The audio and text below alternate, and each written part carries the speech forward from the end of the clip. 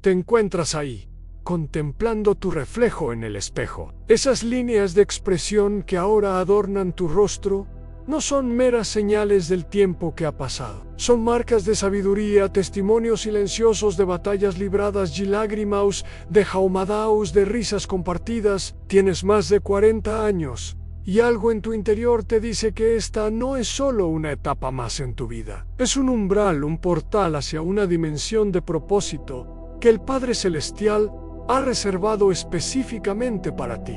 ¿Qué significado tiene esta edad?, te preguntas en la quietud de tu corazón. La respuesta resuena desde las páginas antiguas de la Escritura, aun cuando Moisés alcanzó los 40 años. Dios lo llamó a la misión más trascendental de su vida.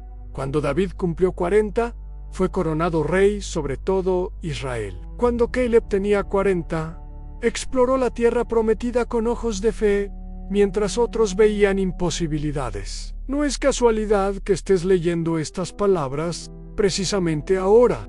El Espíritu Santo ha orquestado este encuentro para revelar un secreto del reino que transformará completamente tu perspectiva sobre la segunda mitad de tu vida. Si tienes más de 40 años, ayuda a estas 7 personas y me estarás ayudando a mí, susurra el Maestro a tu espíritu. No es una sugerencia amable, es un decreto celestial, una comisión divina para esta temporada de tu existencia.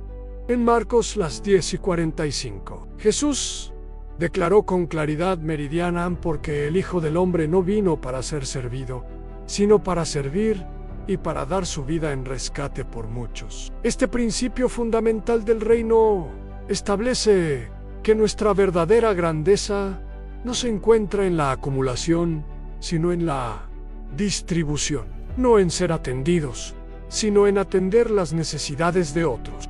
Muchos hemos llegado a esta edad contando nuestras pérdidas y ganancias, evaluando nuestros logros, lamentando oportunidades desperdiciadas. Algunos llevan el peso del arrepentimiento por caminos equivocados. Otros sienten el orgullo silencioso de metas alcanzadas. Pero hoy, el Espíritu Santo está girando tu rostro como hizo con Lot.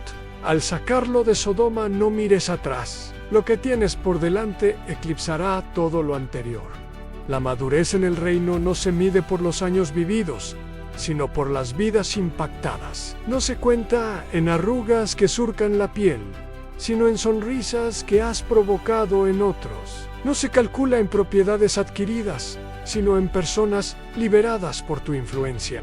Piensa conmigo, ¿qué sería de Pablo sin un Bernabé que creyera en él cuando todos los demás dudaban? ¿Qué habría sido de Timoteo sin un Pablo que invirtiera tiempo en formarlo? ¿Qué sería del cristianismo sin aquellas mujeres fieles que sostuvieron el ministerio de Jesús con sus propios recursos? Tu llegada a los 40 no es el inicio del declive, es el amanecer de tu mayor impacto. Es como si Dios hubiera estado invirtiendo durante décadas en tu formación, moldeando tu carácter en el horno de la adversidad, refinando tu discernimiento en las aguas de la experiencia, para que ahora puedas convertirte en un canal de su gracia para personas específicas que Él ya ha designado para ti. En Gálatas 6:9, el apóstol Pablo nos exhorta a no nos cansemos de hacer el bien, porque a su debido tiempo cosecharemos, si no nos damos por vencidos. Quizás has sembrado durante años sin ver la cosecha prometida. Te has preguntado si valía la pena el sacrificio. Si alguien notaba tu fidelidad en lo pequeño, hoy el cielo te dice: es tiempo de cosechar, pero tu cosecha vendrá a través del servicio a otros. Tu madurez espiritual se manifestará cuando puedas ver más allá de tus propias necesidades y reconocer la desesperación silenciosa en los ojos de quienes te rodean. Cuando puedas escuchar no solo las palabras pronunciadas, sino el grito inarticulado del corazón que las emite. Cuando puedas amar no solo a quienes te aman de vuelta, sino especialmente a quienes nada pueden ofrecerte en retorno. Mientras Abraham se sentaba a la entrada de su tienda en el calor del día, 3 visitantes aparecieron. Su respuesta inmediata fue servir. preparar un banquete, lavar sus pies. No sabía que estaba atendiendo a mensajeros celestiales. De igual manera, cuando sirves a los necesitados que Dios pone en tu camino, estás sirviendo al mismo Cristo, aunque tus ojos humanos no lo perciban. La sociedad moderna te dice que a los 40 deberías estar pensando en asegurar tu jubilación, en maximizar tu disfrute personal, en reducir tus cargas. El reino de Dios invierte esta lógica mundana y declara: es tiempo de aumentar tu generosidad, de expandir tu servicio, de multiplicar tu impacto. Cuando Jesús multiplicó los panes y los peces, estableció un principio eterno: lo que colocas en sus manos, por pequeño que parezca, Él lo multiplica más allá de toda expectativa humana. El muchacho que entregó su almuerzo jamás imaginó que alimentaría a miles. De igual manera, los pequeños actos de servicio que realices para estas 7 personas tendrán un impacto exponencial que solo la eternidad revelará en su totalidad. En Mateos 2:5-40, Jesús declara con absoluta claridad: de cierto os digo, que en cuanto lo hicisteis a uno de estos mis hermanos más pequeños, a mí lo hicisteis. No hay declaración más contundente sobre la identificación de Cristo con los necesitados. Cuando extiendes tu mano al desorientado, cuando ofreces consuelo al afligido, cuando traes esperanza al desesperado, es al mismo Jesús a quien estás sirviendo. Si te sientes inadecuado para esta tarea, recuerda que Dios no llama a los capacitados, capacita a los llamados. Él no busca tu perfección, sino tu disponibilidad. No requiere que tengas todas las respuestas, solo que estés dispuesto a acompañar a otros en sus preguntas. No exige que seas fuerte en todo momento, sino que reconozcas que en tu debilidad su poder se perfecciona. Las arrugas que marcan tu rostro son mapas de un viaje único que solo tú has recorrido. Las cicatrices que llevas, visibles e invisibles, son credenciales que te permiten hablar con autoridad a quienes atraviesan valles similares. Las victorias que has experimentado son testimonios vivos de la fidelidad de Dios que puedes compartir con quienes aún luchan por creer. Tu llamado, a partir de los 40, es convertirte en un puente entre generaciones, conectando la sabiduría del pasado con la energía del futuro. Un puente entre el dolor y la esperanza, mostrando que hay vida después de la tormenta. Un puente entre la tierra y el cielo, revelando el carácter de Dios a través de tus acciones cotidianas. Hoy, el Espíritu Santo te invita a una consagración renovada, no para vivir en función de tus propios sueños, sino para convertirte en respuesta a las oraciones de otros, no para acumular más posesiones, sino para distribuir más bendiciones, no para ser servido con honores, sino para servir con humildad.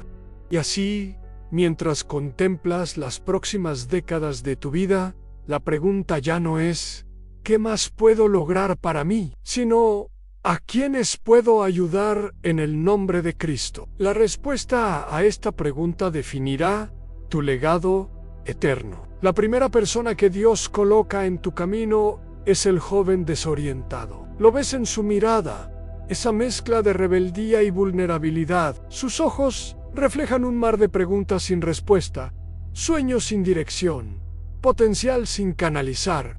Este joven existe en tu familia, en tu comunidad, en tu iglesia. Quizás es tu propio hijo, un sobrino, el hijo de un vecino o un miembro joven de tu congregación. Está perdido, no solo en el mundo, sino dentro de sí mismo. Instruye al niño en su camino, y aun cuando fuere viejo no se apartará de él. Proverbios 22:6. Este versículo no es simplemente una instrucción para padres de niños pequeños.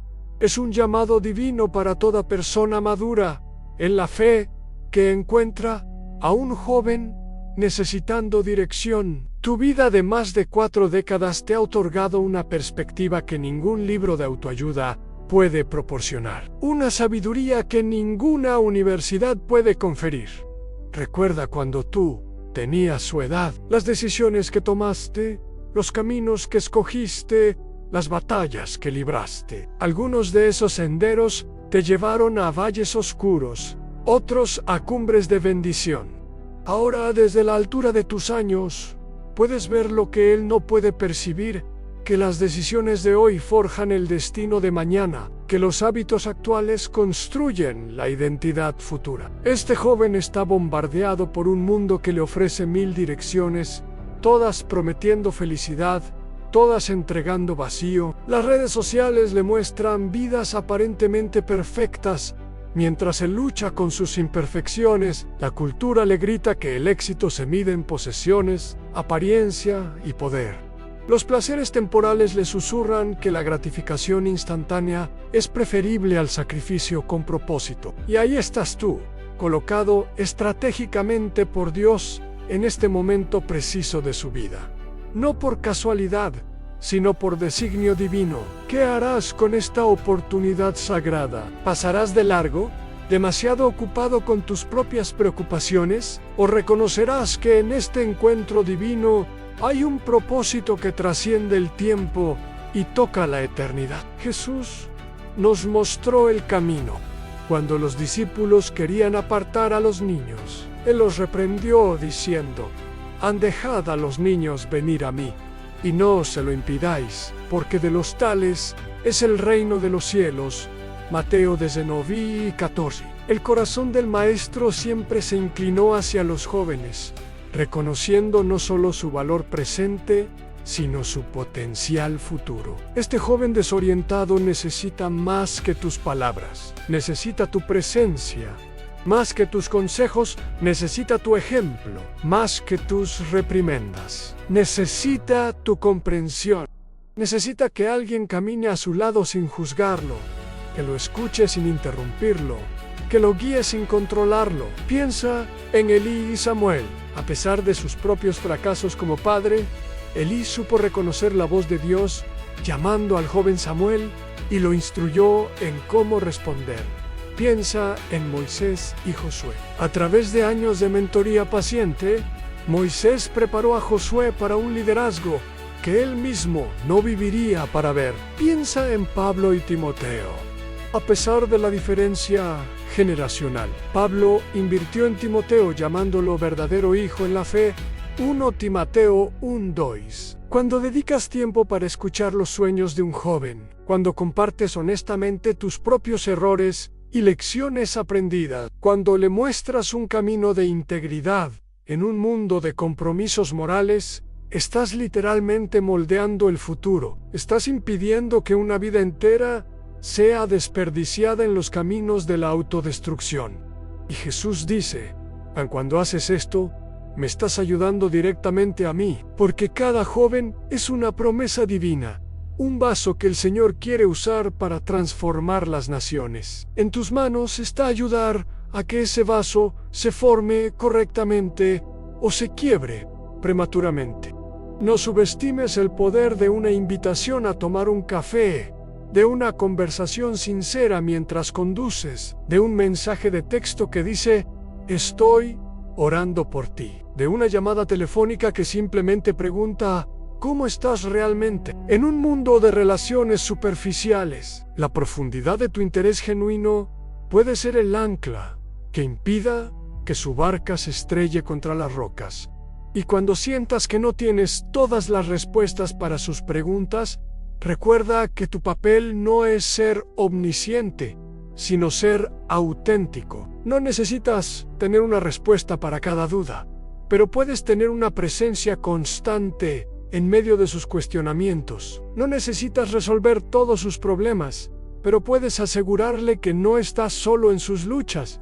A veces, tu mayor contribución será simplemente estar ahí, como un faro en la costa que no evita la tormenta, pero ofrece orientación para navegar a través de ella. Otras veces, será confrontar con amor, estableciendo límites que protegen, aun cuando no sean apreciados en el momento. En ocasiones, será celebrar sus victorias, por pequeñas que parezcan. reconociendo el progreso en medio del proceso. El joven desorientado no necesita otro crítico, ya tiene suficientes. Necesita un defensor que vea su potencial cuando él mismo lo ha olvidado. No necesita otro sermón, necesita una historia, tu historia, que le muestre que la gracia de Dios es real y transformadora.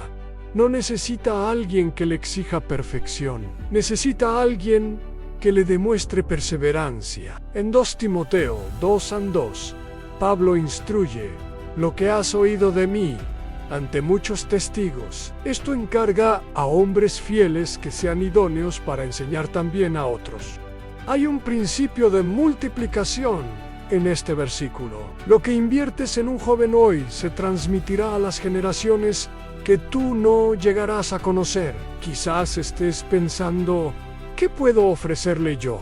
Mi vida no ha sido ejemplar en todo. Es precisamente tu imperfección redimida lo que lo inspirará. Tus cicatrices sanadas le mostrarán que hay esperanza para sus heridas. Tus fracasos convertidos en testimonios le revelarán que el Dios de las segundas oportunidades también puede reescribir su historia. El reloj está corriendo mientras lees estas palabras. Ese joven está tomando decisiones que determinarán el curso de su vida. Está formando convicciones que guiarán sus elecciones. Está estableciendo patrones que se convertirán en su carácter. Y Dios te ha colocado estratégicamente en su vida para este momento. No esperes a que Él dé el primer paso. Jesús no esperó a que buscáramos. Él nos buscó primero. No aguardes a que Él pida ayuda. La juventud rara vez reconoce su necesidad de guía. No postergues hasta tener las palabras perfectas. A veces, tu presencia silenciosa comunicará más que 1000 frases ensayadas. El joven desorientado. La primera persona que Dios pone en tu camino después de los 40, cuando lo ayudes a encontrar su norte, cuando inviertas en su potencial, cuando lo guíes hacia el Padre Jesus, te dirá: lo que hiciste por este joven, por mí, lo hiciste. La segunda persona que Dios pone en tu camino después de los 40 es la viuda desamparada. Quizá la ves cada domingo en la iglesia, sentada en el mismo banco, con esa mirada que mezcla dignidad y soledad. Tal vez vive en tu mismo edificio y la cruzas ocasionalmente en el ascensor, intercambiando saludos corteses, pero superficiales. O puede que sea un familiar, una madre, una tía, cuyo dolor has observado de lejos, sin saber exactamente cómo acercarte. En toda la Escritura, el corazón de Dios late con particular intensidad por aquellos que han perdido a sus cónyuges. No es casualidad que la Biblia mencione a las viudas más de 80 veces. En Santiago la 1:27 leemos: la religión pura y sin mácula delante de Dios. El Padre se está en visitar a los huérfanos y a las viudas en sus tribulaciones, y guardarse sin mancha del mundo. Observa que el texto no dice simplemente enviar dinero, aunque el apoyo material es importante. Dice visitar, y esta palabra, en el original griego, implica presencia personal, acompañamiento, relación. Porque lo que muchas viudas necesitan, incluso más que ayuda financiera, es compañía humana. Es alguien que rompa el silencio ensordecedor que dejó la partida de su compañero de vida. Piensa por un momento en lo que significa perder a quien ha estado a tu lado durante décadas. No es solo la ausencia física, es la pérdida de tu principal confidente, de quien conocía tus miedos más profundos, de quien sostenía tu mano en las noches de tormenta. Es despertar cada mañana y extender instintivamente la mano hacia un lado vacío de la cama. Es cocinar y darte cuenta de que has preparado para 2 por costumbre. Es tener un pensamiento y no tener con quién compartirlo inmediatamente. Nuestro Dios se revela como Padre de huérfanos y defensor de viudas. Salmo 68:5. Cuando tú te acercas a una viuda, cuando rompes la barrera de la indiferencia social y entras en su mundo, te conviertes en una extensión tangible del cuidado divino.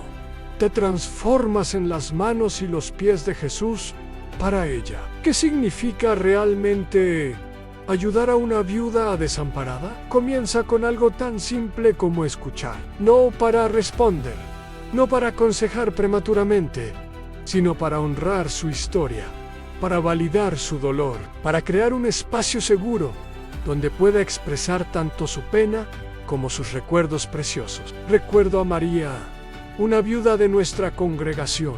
Durante meses después de la partida de su esposo, nadie sabía exactamente qué decirle. Todos ofrecían las frases de consuelo habituales, pero pocos se sentaban realmente a escucharla. Hasta que Sofía, una mujer de 50 años, comenzó a visitarla semanalmente, no para predicarle, no para sacarla forzosamente de su duelo, sino simplemente para acompañarla. A veces conversaban durante horas, otras veces simplemente compartían un café en silencio. Poco a poco, María comenzó a florecer nuevamente, no porque su dolor hubiera desaparecido, sino porque ahora tenía un testigo compasivo para su viaje de sanación. La ayuda práctica también es esencial. Hay tareas cotidianas que pueden resultar abrumadoras para quien ha perdido a su compañero de vida. Quizás sea tan simple como cambiar una bombilla, revisar el aceite del coche, entender un documento legal o configurar un dispositivo electrónico.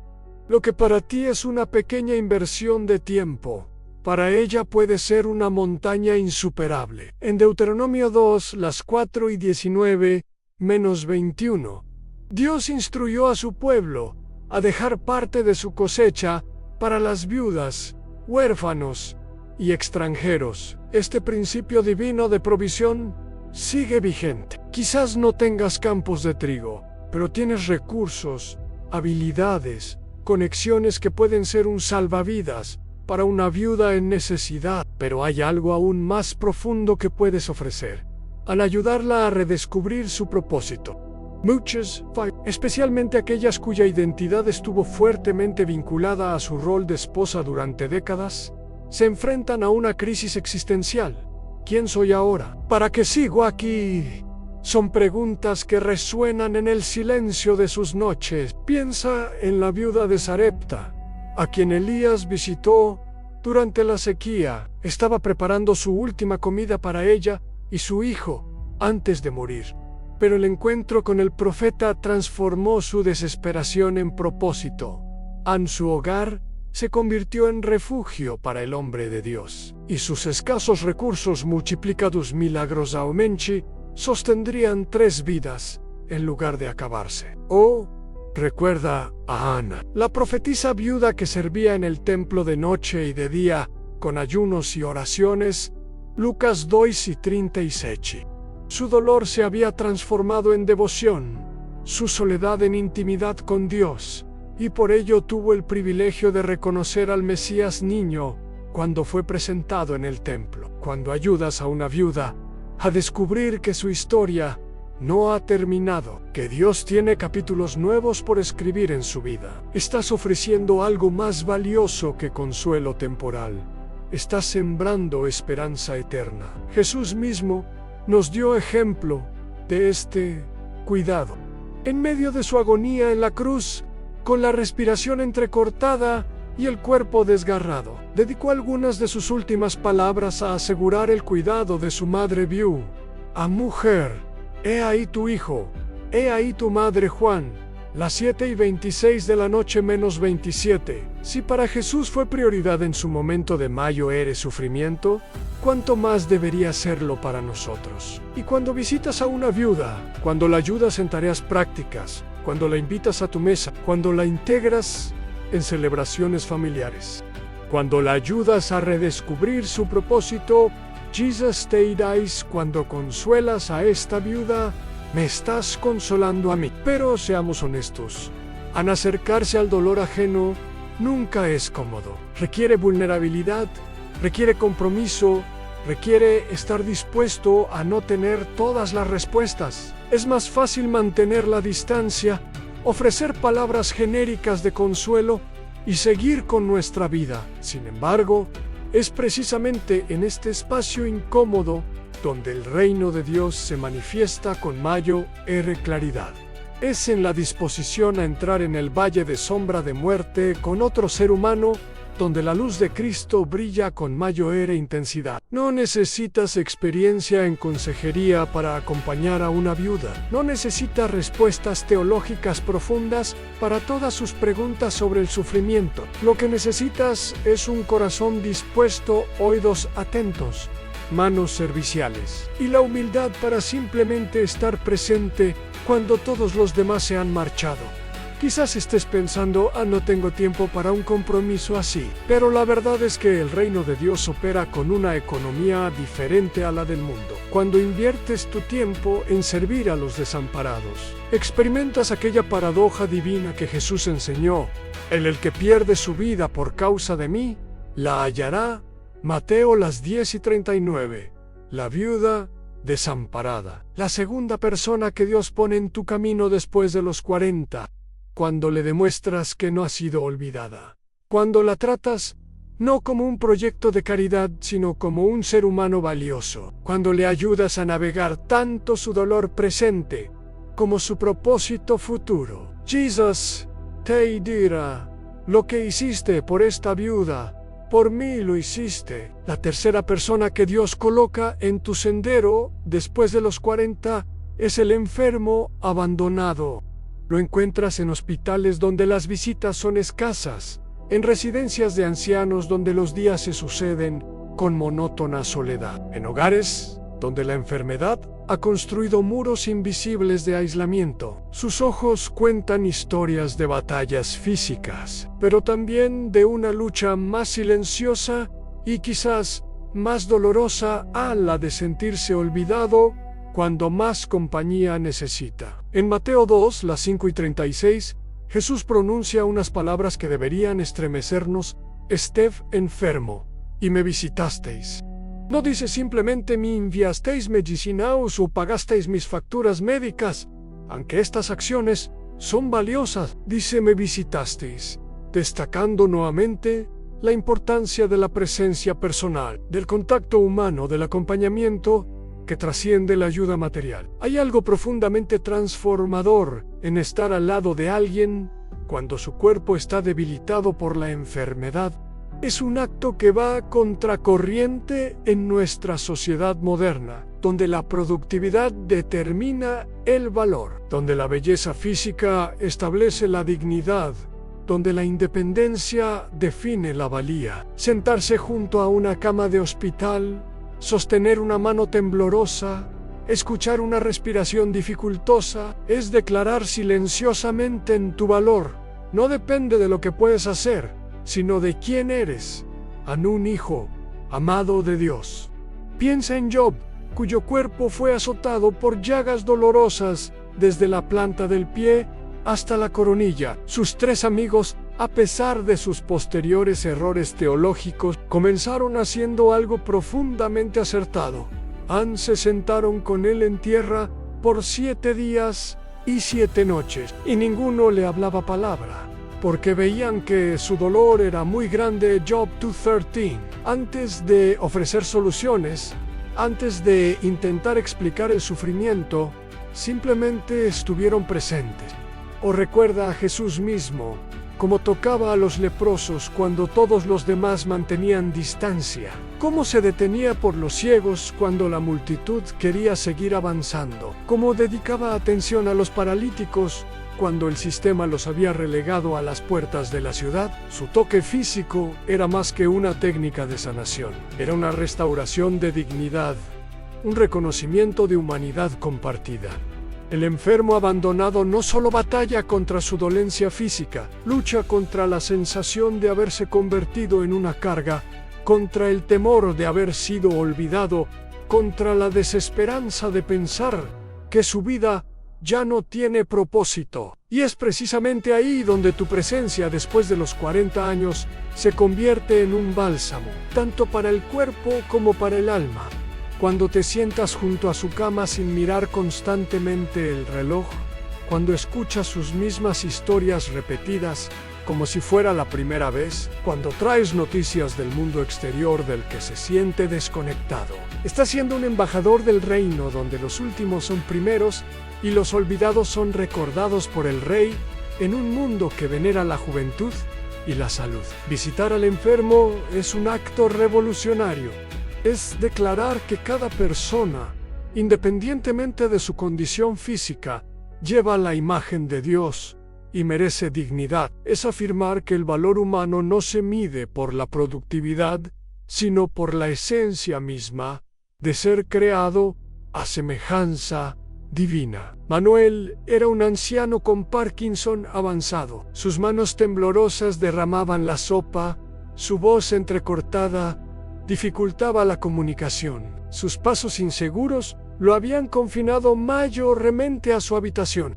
Las visitas se habían vuelto escasas. Muchos se sentían incómodos ante su deterioro físico, hasta que Carmen, una mujer de 52 años, comenzó a visitarlo semanalmente. No traía soluciones milagrosas para su enfermedad, pero traía algo igualmente valioso en tiempo, atención y la disposición de ver más allá de los síntomas hasta el hombre que seguía existiendo detrás de ellos. A veces leía para él, otras veces simplemente escuchaba sus recuerdos entrecortados. En ocasiones especiales, traía a sus nietos pequeños, conectando así a Manuel con la vida y la esperanza que representan las nuevas generaciones. ¿Qué significa realmente ayudar a un enfermo abandonado? Comienza reconociendo que la enfermedad, especialmente la crónica o terminal, a menudo genera una profunda crisis existencial. Preguntas como, ¿por qué yo? ¿Dónde está Dios en mi sufrimiento? ¿Tiene algún sentido este dolor? Emergen desde lo más profundo del alma. No tenemos respuestas fáciles para estas preguntas. Incluso Jesús, ante el sufrimiento humano, a veces respondía más con compasión que con explicaciones teológicas. Pero podemos ofrecer una presencia que testimonia que no están solos en su valle de sombras, que su dolor es visto, que su vida sigue teniendo valor. La ayuda práctica también es fundamental. Llevar una comida casera cuando los alimentos hospitalarios resultan insípidos. Ofrecer un relevo a familiares agotados por el cuidado constante. Gestionar recetas médicas o trámites burocráticos que pueden resultar abrumadores para quien lucha contra una enfermedad. Estas acciones concretas son formas tangibles de decir estoy aquí, tu carga es también mi carga. Pero quizás lo más poderoso que puedes ofrecer es ayudar al enfermo a encontrar significado en medio del sufrimiento. Viktor Frankl, superviviente de campos de concentración y psiquiatra, observó que quienes encontraban un propósito incluso en circunstancias terribles tenían mayores posibilidades de sobrevivir. Como creyentes, podemos ayudar a los enfermos a ver que incluso en la cama de hospital hay un testimonio, hay un propósito, hay una oportunidad de manifestar la gracia de Dios. Piensa en Lázaro, el mendigo enfermo de la parábola. Su cuerpo estaba cubierto de llagas, los perros lamían sus heridas, su situación física era deplorable. Sin embargo, la historia no termina con su sufrimiento, sino con su vindicación eterna. Su enfermedad no definió su valor a los ojos de Dios, aun cuando acompañas a un enfermo, cuando oras con él y por él, cuando le recuerdas que su identidad es más profunda que su diagnóstico médico. Estás ofreciendo una perspectiva eterna que trasciende el sufrimiento temporal. Y cuando haces esto, Jesus te dais. Cuando cuidas de este enfermo, estás cuidando de mí. El acto de visitar al enfermo nos confronta con nuestra propia fragilidad, con la realidad de que todos somos vulnerables, todos somos mortales. Quizás por eso muchos evitan estas visitas. Nos recuerdan verdades que preferimos ignorar. Pero es precisamente en esta confrontación con la fragilidad humana donde nuestra fe se profundiza, donde las verdades abstractas sobre la eternidad se vuelven concretas y urgentes. No necesitas ser profesional de la salud para impactar la vida de un enfermo. No necesitas respuestas para todas sus preguntas sobre el sufrimiento. Lo que necesitas es la disposición de estar presente cuando otros se han marchado, de mantener la esperanza cuando las circunstancias sugieren desesperanza, de ver la imagen de Dios aun cuando el cuerpo se deteriora. El enfermo abandonado, la tercera persona que Dios pone en tu camino después de los 40.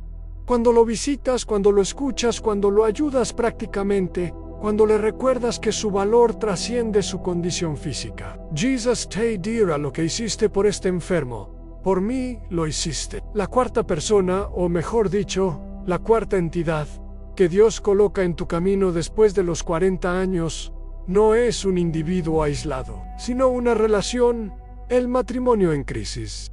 Lo reconoces en esas miradas distantes entre esposos que alguna vez se contemplaron con adoración, en conversaciones superficiales que evitan la verdadera intimidad, en silencios cargados de reproches no expresados. Quizás lo ves en amigos cercanos, en familiars, en parejas de tu comunidad de fe, o incluso has experimentado esta crisis en tu propio matrimonio. En Malaquías, las 2:16, Dios declara con claridad: Meridianan, yo aborrezco el divorcio, dais el sener.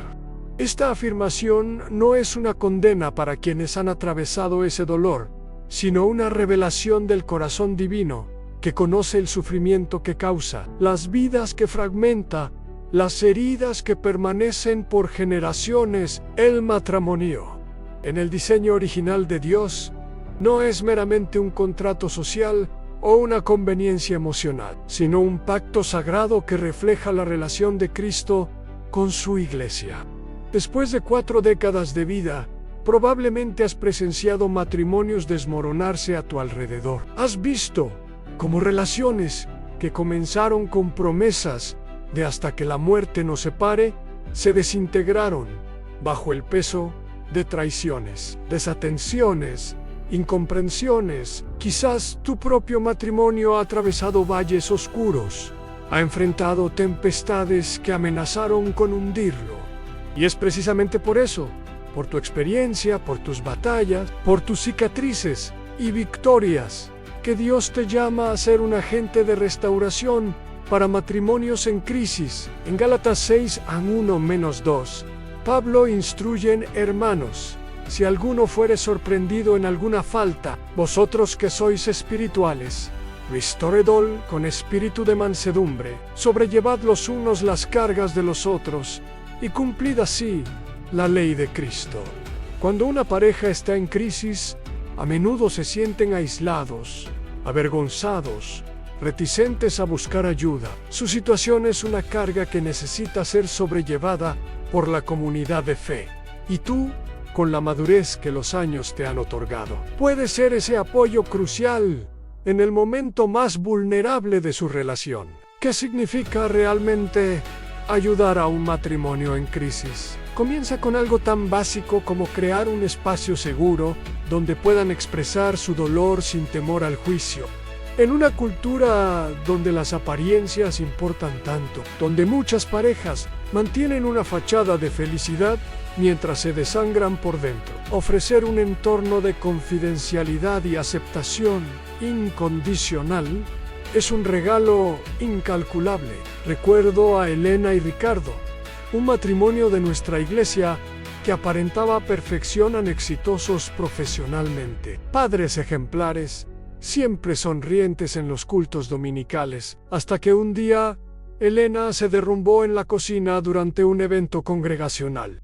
Fue Marta, una mujer de 55 años, quien la encontró, la abrazó y simplemente preguntó: ¿qué está pasando realmente? Esa pregunta, hecha con genuina compasión, abrió las compuertas de un dolor guardado durante años. La aparente perfección ocultaba una profunda desconexión, una intimidad rota, un resentimiento creciente. Marta y su esposo comenzaron a reunirse con ellos regularmente, no como consejeros profesionales, sino como compañeros de viaje que habían atravesado sus propios desiertos matrimoniales y podían testificar que hay oasis después de la aridez. El matrimonio en crisis necesita más que consejos genéricos, necesita testigos vivos de que la restauración es posible. Cuando compartes honestamente tus propias luchas y como la gracia de Dios se manifestó en medio de ellas, estás ofreciendo algo más valioso que teorías, estás dando esperanza tangible. En Efesios 5, Pablo presenta el matrimonio como un misterio que refleja la relación entre Cristo y la Iglesia. Este pasaje, a menudo leído en ceremonias matrimoniales, adquiere una profundidad especial cuando se aplica a relaciones fracturadas.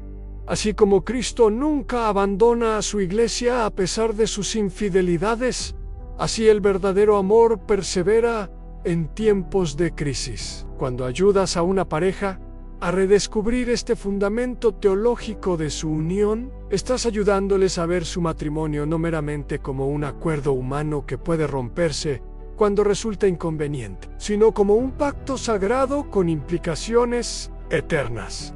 La restauración matrimonial raramente ocurre a través de cambios dramáticos repentinos. Más bien, se produce en el terreno de las pequeñas fidelidades diarias. Ayudar a una pareja a establecer nuevos hábitos de comunicación, a crear rituales de conexión emocional, a practicar el perdón como disciplina cotidiana, a orar juntos, incluso cuando no sientan ganas de hacerlo, puede ser el inicio de una renovación profunda. En Cantar de los Cantares, las 2:15, leemos: han cazadnos las zorras pequeñas, que echan a perder las viñas. Esta imagen poética encierra una verdad profunda sobre las relaciones matrimoniales. A menudo no son las grandes traiciones las que destruyen un matrimonio, sino la acumulación de pequeñas desatenciones, de expectativas no comunicadas, de heridas no sanadas que, como zorras pequeñas, van devorando gradualmente el fruto del amor.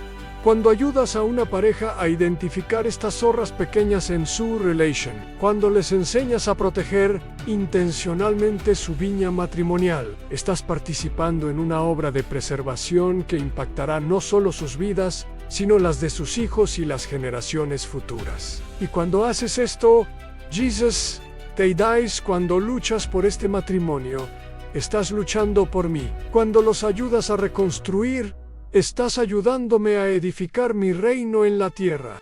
La sociedad actual trata el matrimonio como un producto de consumo en sí, no satisface tus necesidades inmediatas, desecha yo y busca uno nuevo. El reino de Dios opera con una lógica radicalmente diferente. El matrimonio es un compromiso de pacto donde dos personas imperfectas crecen en amor, santidad y semejanza a Cristo, precisamente a través de los desafíos que enfrentan juntos.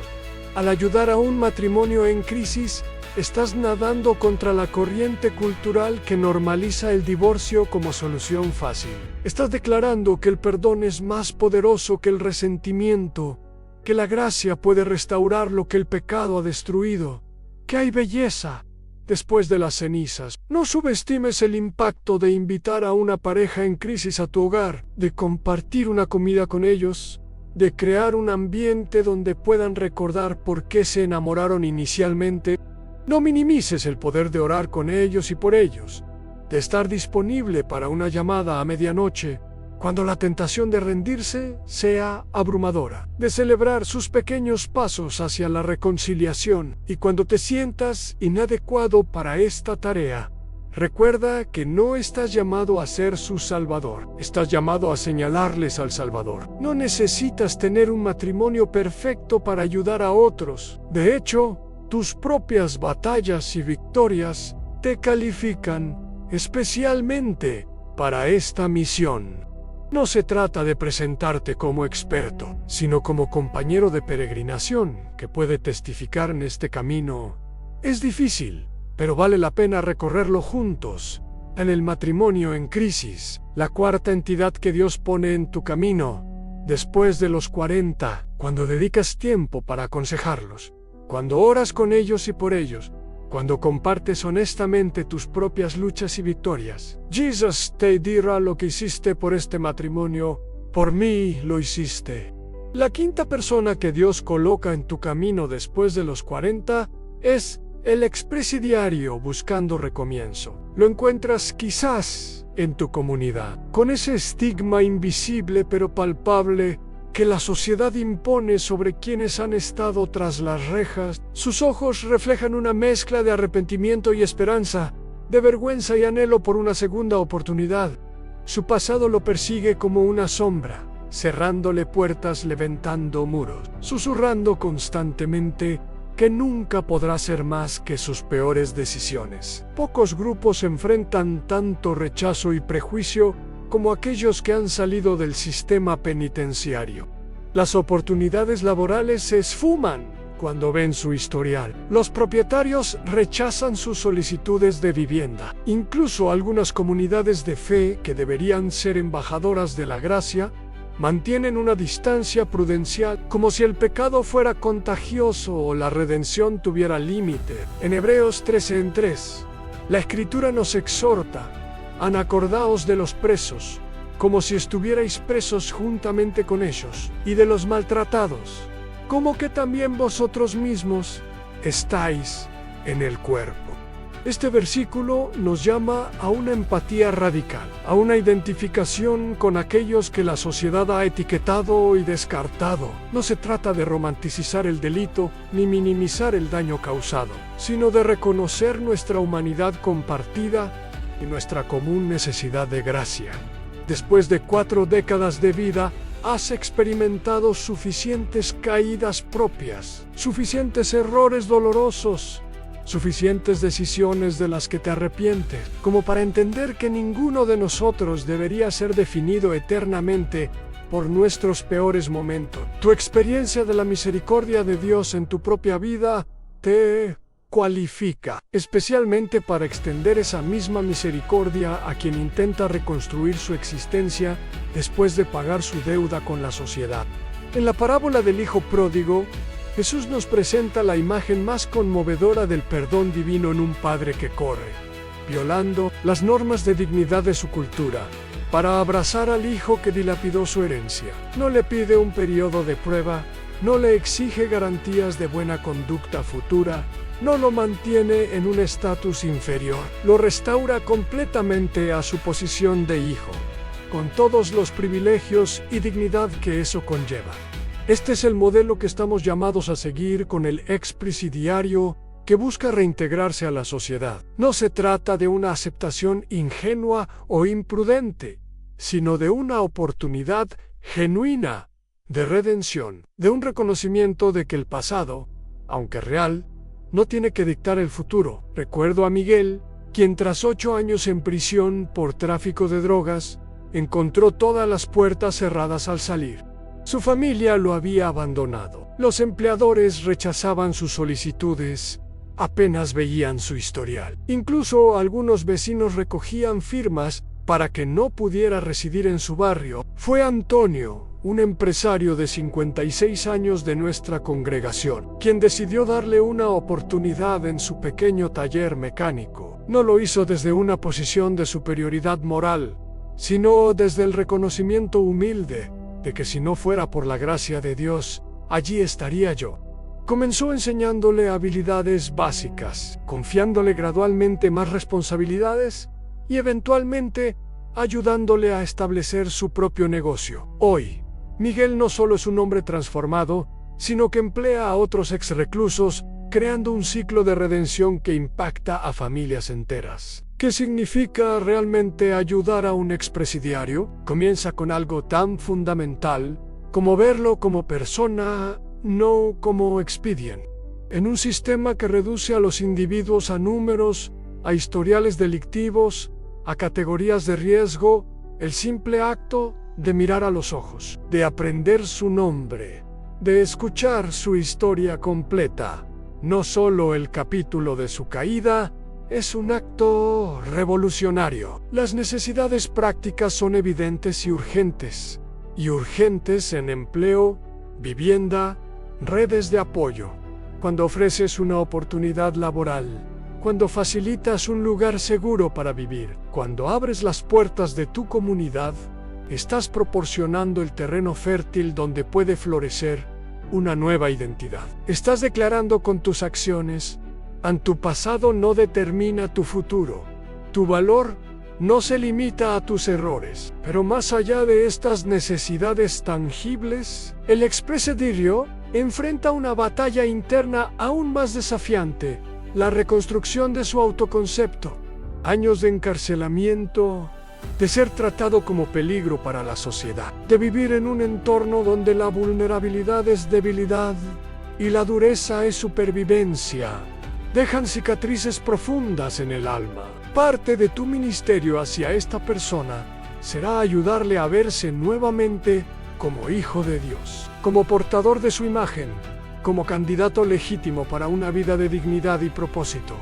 En 2 Corintios 5:17, Pablo declara: si alguno está en Cristo, nueva criatura es. Las cosas viejas pasaron. He aquí, todas son hechas nuevas. Este versículo adquiere una dimensión especialmente poderosa cuando se aplica a quienes han estado encarcelados. No es solo una promesa espiritual abstracta, es la posibilidad concreta de una identidad completamente renovada, de un propósito redimido, de un futuro que no está encadenado al pasado, cuando caminas junto a un expresidiario en su proceso de reinserción, cuando celebras sus victorias por pequeñas que parezcan, cuando lo defiendes ante los prejuicios sociales, cuando crees en él, cuando él mismo ha dejado de creer, estás encarnando el evangelio de la segunda oportunidad. Y cuando haces esto, Jesus te dais cuando liberashi a este expresidiario de la cárcel del prejuicio. Me estabas liberando a mí. La reinserción social no es un evento sino un proceso, a menudo con avances y retrocesos. Requiere paciencia, requiere una visión a largo plazo, requiere la capacidad de ver potencial donde otros solo ven peligro. Después de los 40, con la sabiduría que los años otorgan, estás especialmente equipado para ofrecer este acompañamiento consistente, esta fe paciente en el proceso de transformación. No minimices el poder de una invitación a tu mesa familiar, de una tarjeta en un aniversario, de una oportunidad para servir en tu comunidad de fe, de una referencia laboral que abra puertas previamente cerradas. Estos actos aparentemente pequeños comunican un mensaje poderoso. Tu valor no está determinado por tu expediente. Tu identidad no se reduce a tu peor error.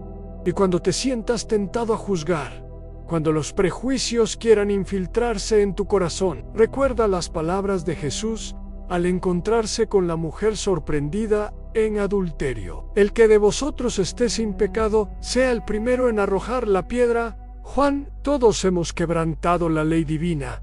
Todos merecemos condenación. Todos dependemos absolutamente de una gracia que no podemos ganar.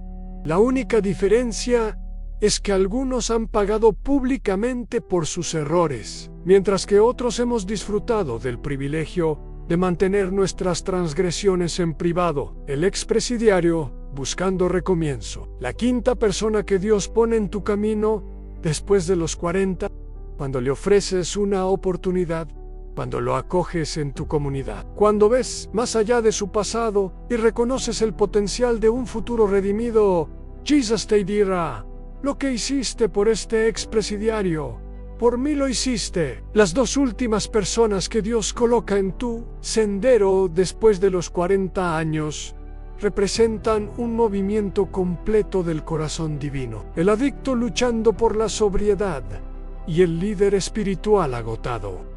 Juntos completan el círculo de las 7 personas que, al ayudarlas, está sirviendo directamente a Cristo. El adicto se encuentra en esa batalla invisible que encadena no solo el cuerpo, sino también el alma. Sus ojos reflejan la guerra interior entre el anhelo de libertad y la tiranía de la dependencia. La adicción puede manifestarse en múltiples formas en sustancias químicas: alcohol, pornografía, juego, incluso patrones compulsivos de trabajo o consumo.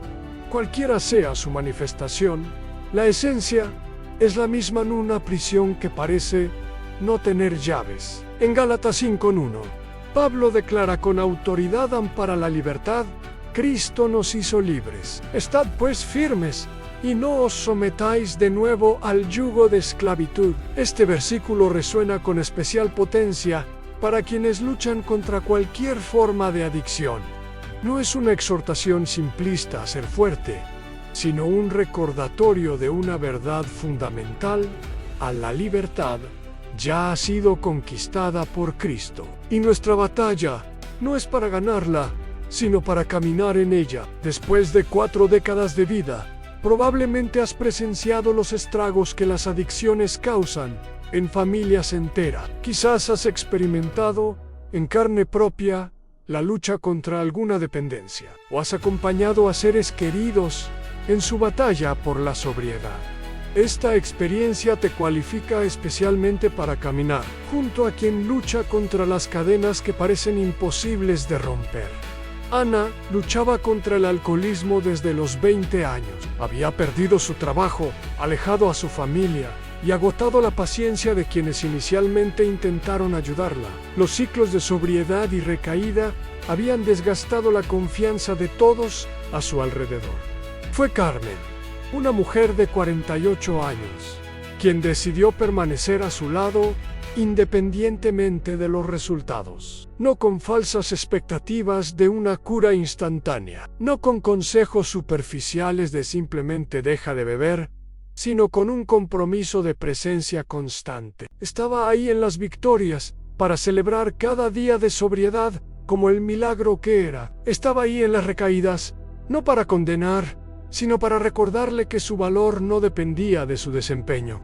Lentamente, a través de esta amistad incondicional, de la conexión con recursos profesionales adecuados y del poder transformador de Cristo, Ana comenzó a experimentar periodos más largos de libertad. Hoy, no solo mantiene su sobriedad, sino que acompaña a otros en el mismo camino tortuoso hacia la liberación. ¿Qué significa realmente ayudar a un adicto? Comienza reconociendo que la adicción no es simplemente falta de voluntad o debilidad moral. Es una prisión compleja con componentes físicos, psicológicos y espirituales. Requiere un abordaje integral que incluya apoyo profesional, comunidad sana y una profunda transformación espiritual. Cuando caminas junto a un adicto, cuando permaneces presente incluso en las recaídas, cuando celebras cada pequeña victoria en su camino hacia la libertad, estás declarando una verdad poderosa. Tu identidad no está definida por tu adicción, sino por el amor de Cristo por ti. Y cuando haces esto, Jesus stay dies. Cuando ayudas a este adicto a romper sus cadenas, estás rompiendo las cadenas que intentaron atarme en el madero. La última persona que Dios coloca en tu camino es, quizás la más sorprendente, el líder espiritual agotado. Lo reconoces en esa mirada de cansancio que se esconde tras sonrisas dominicales, en ese pastor que siempre está disponible para otros, pero rara vez recibe apoyo, en ese misionero que sirve fielmente en la primera línea del reino sin el refuerzo adecuado. Tendemos a pensar que pastores misioneros y líderes de ministerio son siempre fuertes, siempre llenos de fe, siempre rebosantes de energía espiritual. La realidad es que también son humanos, vulnerables,